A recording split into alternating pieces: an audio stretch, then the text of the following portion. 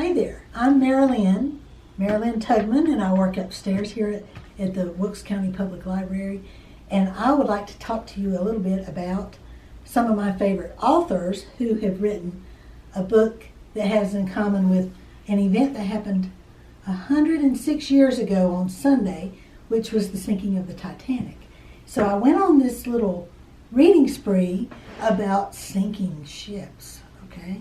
So if you back up 100 years from the Titanic, there's a great book called In the Heart of the Sea, and it's written by Nathaniel Philbrick.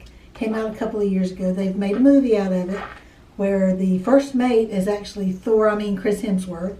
And this book is really an awesome story about a Nantucket whale ship that sails all the way around South America, going to the Pacific Ocean looking for sperm whale, because back then petroleum products didn't exist yet.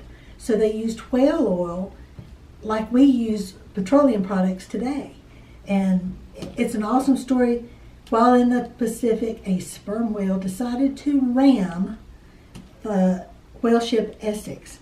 And that led to another whaleman who lives in Nantucket to write a story about this big white whale that attacks another ship called Moby Dick. So that's the more famous book, but this is an awesome book about a real thing that happened. Now, fast forward to, 2 years after the Titanic sinks. World War II is starting to get underway, and there's a ship that's like the Titanic. It's huge, and it's called the Lusitania, and it's crossing from New York back into the Irish Straits, and this German U-boat commander sees it, and he says, that might be a passenger ship, but we're at war. And so he torpedoes the Lusitania. It sinks in 18 little minutes with, 1,000 people on board.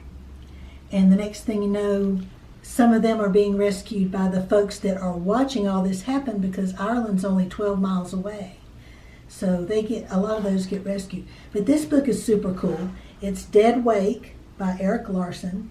And what makes it so cool is he goes back in time and he looks at all the records, and he finds out what the German U-boat captain Schweiger, what he was doing at the same time the Lusitania was crossing the Atlantic. So it's an awesome story. Both Erik Larson and Nathaniel Philbrick, you can't go wrong. They pick really cool historical events, and they write about them, and they tell them in a storytelling kind of way, and it will really make you love history. And don't forget that we've got audiobooks by these same stories. So give other formats a chance, download something, and if you need some help in that area, come see us. Thank you.